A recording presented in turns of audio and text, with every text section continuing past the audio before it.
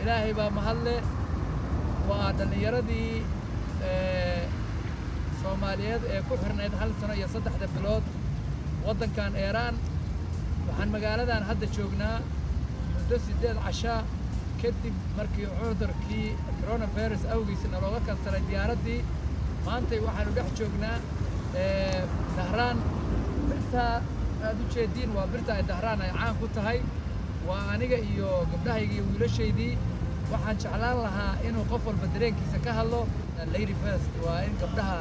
runtii mar walba ka fiican ragga Soomaaliyeed marka iyagaan u hormarinayna ilhaan haye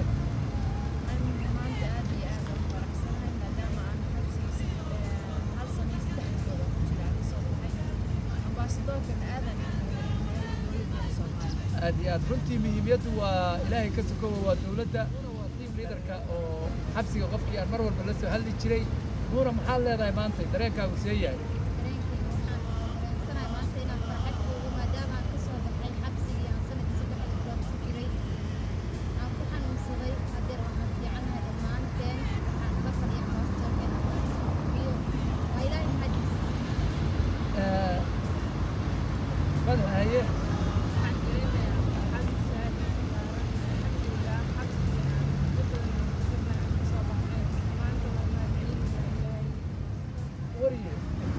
كان وريعانا مقعاقة إيو درينكاقة بلو ما شاء الله إله محمد علي وقتلنا ضد إيران استحلال وحن آدم ما دعينا يا دولة الصومالية هو الرئيس الحينية محمد عبد الله فرماجو ما شاء الله يحيي رئيس الوزراء حسن علي الطيران ويسوي كل شيء باستور أوليو يقول موضوع عاصمة إيران دولة إيران وليبا سووا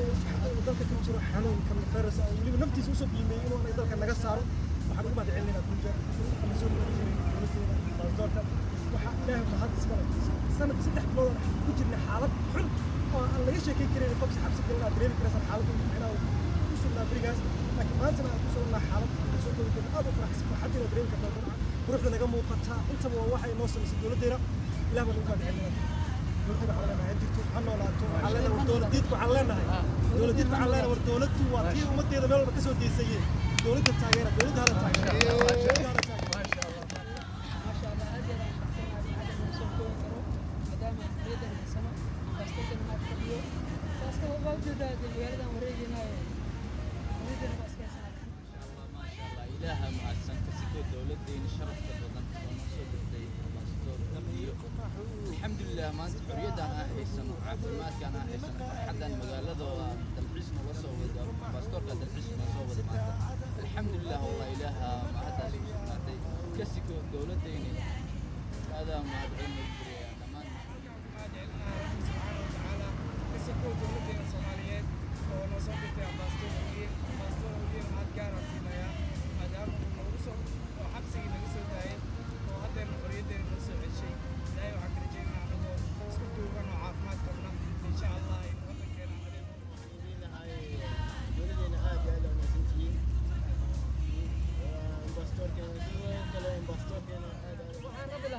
idinkoo iga raalli ah oo fursaddan aan uga faa'iideysanayo horta marka hore waxaan u mahad celinayaa ilaahay baa mahadle marka xigana waxaan halkaan rabaa inaan mahad ballaaran uga soo jeediyo madaxweynaheenna maxamed cabdulaahi maxamed farmaajo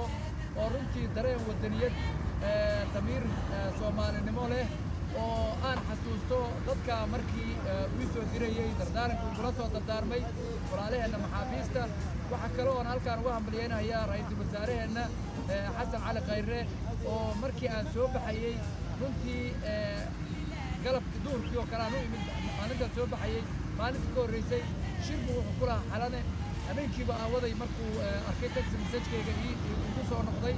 beerta gadaalu 3 saacadood ugula dardaarmayey lama koobi karo maanso aan ka tiriyaan rabaa inaan halkaan dhalinyaradana aan ugu deeqo runtii waxaa kaloon u mahad celinayaa wasiirkayga ambaasador Axmed Cawad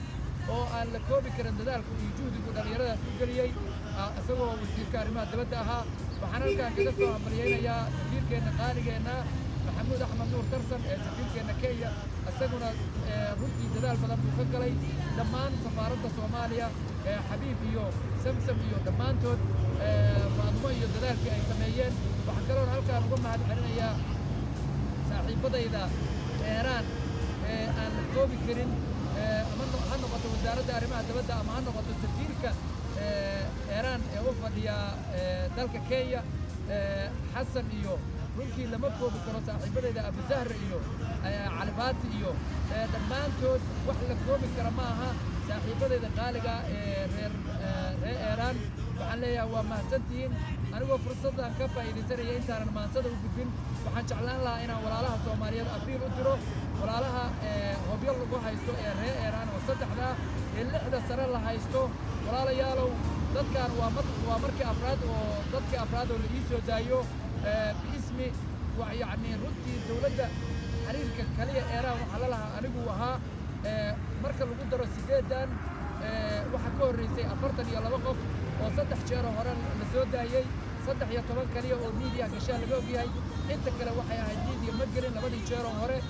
marka la isku daro 50 qof weeye walaalayaalow anigoo og kolleyba saxan kastoo la sameeyo Soomaalidu la dhihi doono awliya waa shiicay oo maxaa intaasoo dal aanan xiriir lahayn oo aan safaarad ku lahayn la dhihi doono halkii Maxamed Cali markii 1990 dagaalku Ameerika iyo Yurub maxaabiistii la haystay Maxamed Cali kale baa ka soo sidaayay Saddam Hussein Nobel Peace Prize buu ku qaatay laakiin waxaan ogahay anigu inaanan ku nabadgelayn oo leeyahay ninkaas waa nin shiicay ah wixii la raba hala sheego laakiin abiil waxa ka ahay 3 qof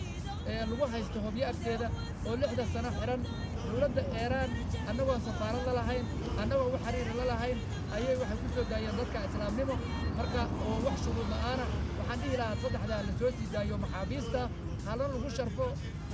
hal jazaa wal ihsaan ila ihsaan konton qof bay noo soo daayeen waa ayaa darro marka inaan maaragtay 3doodii 6 sano la haysto marka waxaan dhihi lahaa dawlad iyo shacab iyo walaalaha haystaba nimankaasu waa niman masaakiina weliba waxaan idiin sheegayaa waa dad sunni ah weliba waa dadka noomaantilaanka degal oo aad iyo aad fuqaro u ah walaalayaal soo daayaan dhihi lahaa aan ku soo noqdo marka dardaarankii uu ra'iisul wasaaruhu ila dardaarmay runtii waxaa walaalaha mid ka mida ayaa wuxuu yidhi mucaaradka waxaanu leenahay dawladda daaya waxaan xasuustaa 2016 konton iyo baalkii dadkii dadkii ku xirnaa waqtigaas halkaa ku xirnaa waxaan xasuustaa dad 11 sano ku xirnaa annagoo safaaradu noo joogto waxaan xasuustaa kan ugu yaro 42 aan ka soo sidaayay kuwa ugu yar waxay xirnaayeen 9 sano waxaan xasuustaa 120 hindiya ku xirnayd oo 2 ka mid ay dhimatay 118 kale 2016 inaan mudaharaad magaalada London aan ugu dirnay aan ugu dhignay safaaradda Hindiya iyadoo oo dawlad u dooda aysan jirin dadkaas marka waxaan rabaa in aan dardaarankii ra'iisul wasaarahayga iyo dareenkayga aan dadka aan la wadaago yaar mawti ma sha Allah daayir yahay xabsiga lagu daayacay ku tanseegtay dibadhu ku yimid doodayda maqal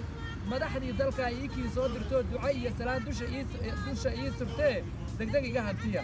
maantiyo doraad kala door mudane shalay duulkii jiray adoo daran ku xiran xabsi daba dhaxdiis kaaga sii daree xumaan dawlad kale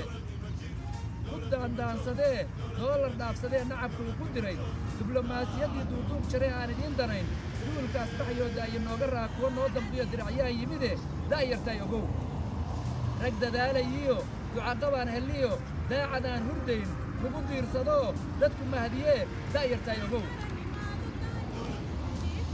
daruuro caafimaad yaa noo da'do dabadiin dhulkii dawlad buu helo nolol diiran iyo daryeel baa shacbigu ku dakaynaya daayartay ogow nabad kala dambayn ugow lala tashado isku duubni iyo dadkeennoo isku mida oon tirsooc lahayn dabadiin dhacday daayartay ogow dulli laga baxyo madax aan la diran guursi diidyo iyo haldoorra ay yimide daayartay ogow dalkii horumarshee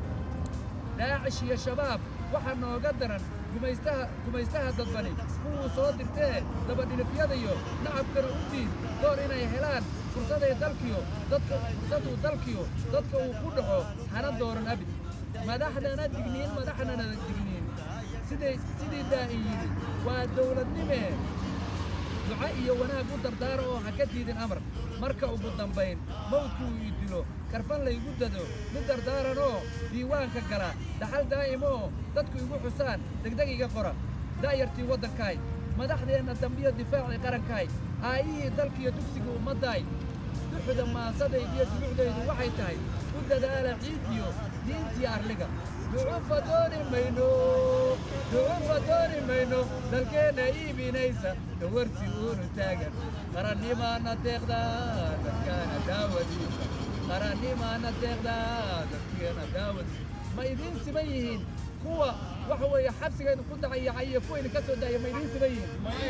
ka warrama danleyda ayaga oo waxa weeye wasiir soo noqday oo safiir soo noqday oo agaasimo nabadgebo soo noqday oo xil walba dal ka soo noqday oo xildhibaan soo noqday maanta qabiilka raba inay dalkiiyo dadka ku kiciyaan oo waxa weeye dawladdaa dadaalaysa